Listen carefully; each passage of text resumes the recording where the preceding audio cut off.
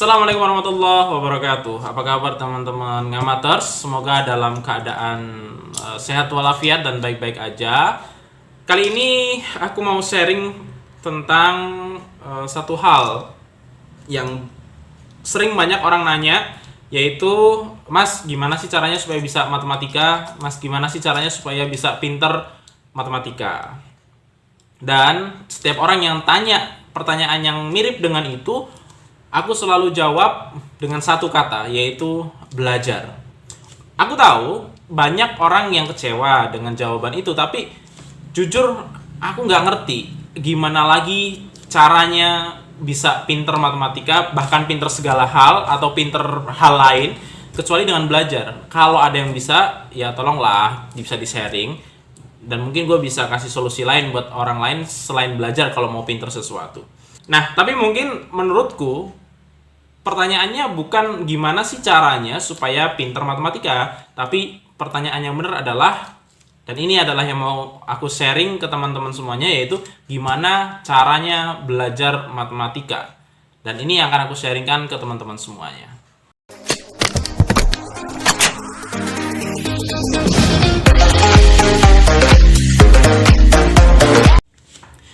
Gimana caranya belajar matematika? Yang pertama, aku mau ngomong dulu kalau aku ini bukan orang yang pintar matematika.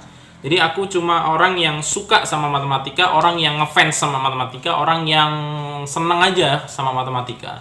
Jadi kalau belajar matematika itu rasanya ada kepuasan tersendiri di dalam hati gitu loh. Nah, karena memang ketika aku bikin ngaji matematika pun tujuannya bukan bikin orang pintar matematika, tapi tujuannya ngaji matematika adalah bikin orang suka sama matematika. Karena gimana mau belajar kan? Gimana mau pinter kalau dia malas belajarnya? Gimana mau belajar kalau dia nggak suka dengan matematika? Maka langkah pertama yang pengen ngaji matematika buat adalah bikin orang suka sama matematika. Nah, kalau orang udah suka sama matematika, maka dia akan muncul keinginan untuk belajar matematika. Itu sih tujuannya ngaji matematika itu aku buat. Nah, karena kalau orang udah suka sama sesuatu, kalau orang udah jatuh cinta gitu ya, pasti gunung akan didaki, lautan akan diseberangi walaupun dia nggak bisa berenang. Artinya orang akan melakukan segala hal, orang akan melakukan apapun tanpa disuruh ketika dia sudah suka, ketika dia sudah minat terhadap sesuatu.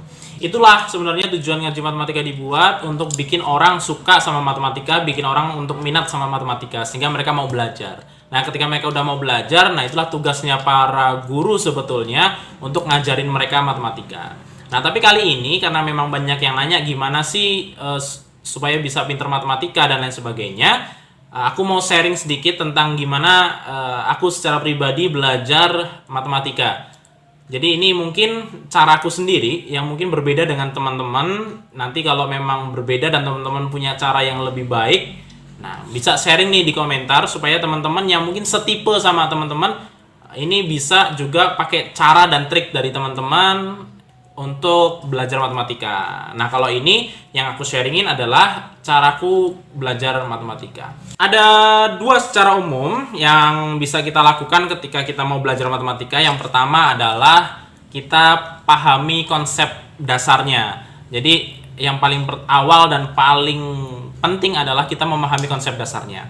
Ibarat kayak kita mau bangun rumah, yang kita bangun dulu adalah pondasinya. Kita kuatin dulu tuh pondasinya. Kalau pondasinya udah kuat, maka kita akan bisa bangun bangunan yang kuat juga di atasnya. Maka kita juga harus kuatin dulu nih konsep dasar dari materi yang akan kita pelajarin. Jangan sampai kita nggak ngerti. Karena kebanyakan orang belajar misalkan belajar tentang logaritma. Dia nggak ngerti logaritma itu apa sih sebenarnya. Logaritma itu ngapain sih, nyari apa sih sebenarnya. Nah, ini yang nggak banyak dipahami orang tentang logaritma misalkan. Nah, harusnya kita paham dulu tentang logaritma. Apa sih itu logaritma? Nah, ternyata logaritma itu adalah nyari pangkat. Misalkan ada A log B, maka hasilnya adalah A pangkat berapa supaya hasilnya B, maka kita nyari pangkatnya. Berapa pangkatnya supaya A pangkat A itu harus dipangkatin berapa sambil sama dengan B. Nah, itu pernah aku bahas di postingan ngaji matematika. Bagaimana A log B sama dengan C itu akan ekuivalen dengan A pangkat C sama dengan B. Artinya kita nyari pangkatnya kalau di logaritma. Artinya kita harus pahami dulu konsep dasarnya. Nah, kalau konsep dasarnya ini sudah paham, kuat, pengembangan dari logaritma akan mudah untuk kita pahami. Sehingga pengembangan kayak apapun, kalau kita sudah paham konsep dasarnya, kita akan lebih mudah untuk mengerjakannya dan lain sebagainya. Itu yang pertama, jadi kita harus pahami konsep dasarnya. Yang kedua adalah, kalau caraku secara pribadi, asah kemampuan kita dalam materi tersebut. Dengan cara apa? Dengan cara banyakin latihan soal, banyakin challenge-challenge tentang materi tersebut, dan lain sebagainya. Nah, kalau sekarang kan banyak nih, di Google aja kita bisa cari soal tentang logaritma misalkan. Kita bisa cari tuh, banyak soal, banyak variasi soal tentang logaritma di Google. Jadi jangan males-males untuk googling soal-soal. Nah, di situ kan banyak. Nah, kita kerjain aja. Kalau kita nggak yakin ini bener apa enggak ya, nah, kalau bisa cari yang udah ada kunci jawabannya, atau tanya ke orang yang lebih tahu dari kita. Mas, ini gua jawab soal ini nih, jawaban gua bener apa enggak ya? Terus langkah-langkah gua bener apa enggak ya? Nah, itu bisa dipakai. Jadi orang-orang yang kita pandang lebih pintar dari kita, pandang lebih tahu dari kita. Jangan malu bertanya ya. Jadi malu bertanya itu jadi nggak nanya kan, karena kita malu. Kalau ketika kita latihan soal ya, ini salah satu cara gue adalah, mungkin kalau kita menghafal rumus itu agak berat, apalagi buat orang-orang yang susah banget kalau suruh hafal. Cara gue adalah, kalau gue lupa rumusnya, gue contek aja materinya. Gue contek materinya, rumusnya apa sih, gue cari tuh di materinya. Terus setiap ngerjain soal, aku selalu tulis rumusnya dulu sebelum ngerjain soalnya. Aku tulis dulu rumusnya. Rumus yang dipakai itu ini. Maka lama-kelamaan, karena kita sering pakai itu rumus, kita sering tulis itu rumus, ya lama-lama bisa akan hafal sendiri lah, insya Allah. Jadi mungkin itu bisa dipakai buat teman-teman. Dan kalau bisa, namanya ngerjain soal, kemudian kita latihan soal, kita kerjain per langkahnya. Setiap langkahnya ditulis. Kalau kita masih belajar, langkahnya di setiap langkahnya ditulis.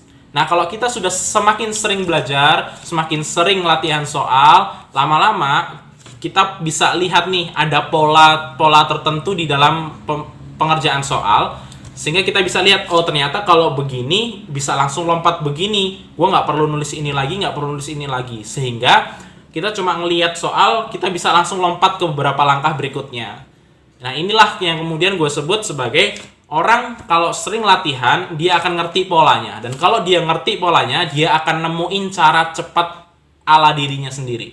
Jadi bukan kemudian kita belajar cara cepatnya, tetapi kita menemukan cara cepat buat kita sendiri. Kayaknya itu lebih efektif deh, untuk kemudian lebih tertanam di ingatan kita ketika kita ngerjain soal dan lain sebagainya. Nah, kita bisa nemuin cara cepat kita sendiri. Makanya yang paling utama adalah seberapa sering sih kita ngasah kemampuan kita, seberapa sering kita belajar matematika, seberapa sering kita bisa latihan soal dan lain sebagainya. Seberapa banyak kita latihan soal. Karena nggak ada yang instan, teman-teman. Semua hal kalau kita mau berlatih terus sampai kita bisa, itu insya Allah kita akan jadi ahli di dalam bidangnya. Jangan bandingin kita dengan orang lain, karena memang kita berbeda dengan orang lain. Kalau orang lain mungkin latihan 1-2 soal dia udah bisa paham banget. Mungkin kita butuh 5-10 soal untuk kemudian bisa betul-betul paham materi yang diajarin. Nah, jadi beda orang, beda cara, dan beda orang, beda kemampuan. Dan itu yang perlu kita ingat dan perlu kita berdamai dengannya. Jadi kalau teman kita mungkin ngerjain 5 soal kemudian dia bisa paham, dia latihan 10 soal dia bisa paham, kok kita nggak paham-paham, bukan berarti kita bego, bukan berarti kemudian kita bodoh, tetapi mungkin kita waktu yang kita butuhkan harus lebih dari dia untuk bisa pinter. Jadi menurutku ahli itu bukan orang yang cerdas sebenarnya. Ahli itu adalah orang yang tidak malas, orang yang selalu belajar, mengasah terus kemampuan dia sampai dia benar-benar paham terhadap apa yang dia pelajarin. Kalau orang pinter sepinter apapun, kalau dia males, gue yakin sih dia nggak akan bisa jadi ahli dalam bidang yang dia geluti. Makanya menurutku yang paling gampang adalah dengan belajar latihan soal. Diulang-ulang aja terus, nggak masalah. Misalkan kita punya nih, ada soal, ada pembahasan, kita ngerjain soal, ternyata udah benar di pembahasan. Besoknya kita ulangin lagi aja soal yang sama, misalkan bener nggak jawaban kita. Nah, itu caraku belajar matematika, dan itu cara yang berjalan efektif buat aku secara pribadi ketika belajar matematika. Nah, mungkin teman-teman punya cara yang berbeda yang mungkin juga efektif buat teman-teman belajar. Nanti bisa sharing di komentar, siapa tahu bisa jadi inspirasi juga buat teman-teman yang lain yang nonton video ini. Dan kalau itu juga bisa menginspirasi orang, siapa tahu teman-teman juga dapat pahalanya kan, karena bisa menginspirasi orang dan bisa membantu orang lain. Nah, jadi silakan teman-teman komentar di kolom komentar tentang cara teman-teman yang efektif dalam belajar matematika. Tapi yang paling penting adalah bagaimana kemudian kita mau sabar dalam belajar. Yang penting bukan bagaimana kita harus cepat dalam belajar, tetapi bagaimana kemudian kita mau sabar dalam belajar, bagaimana kita tidak buru-buru dalam belajar. Yang penting intinya adalah kita konsisten. Itu aja sih sebenarnya kunci dari belajar. Kalau kita bisa konsisten, terus belajar, lama-lama kita akan bisa jadi pintar dan ahli di dalam bidang yang kita geluti. Nggak hanya matematika, tetapi bidang lain pun juga akan sama bisa kita pahami. Itu sharing dari aku hari ini. Mohon maaf kalau ada kekurangan. Silahkan kalau mungkin teman-teman merasa ini bisa bermanfaat, bisa di-share dan dipraktekkan tentunya. Jadi ilmu itu bukan yang dihafal, ilmu bukan yang didengar, ilmu bukan yang hanya dilihat, didengar, tetapi ilmu itu adalah apa yang dipraktekkan. Kalau kita bisa meraktekkan sebuah ilmu, itu baru ngefek ke kehidupan kita. Maka dicoba aja dulu, sabar, konsisten, terus belajar. Insya Allah nanti saya yakin teman-teman akan bisa meraih cita-citanya. Teman-teman pasti bisa. Kalau pengen pintar matematika juga bisa pintar matematika, atau dalam bidang lain juga pasti bisa pintar dalam bidang yang lain. Itu dari saya. Assalamualaikum warahmatullahi wabarakatuh. Nah,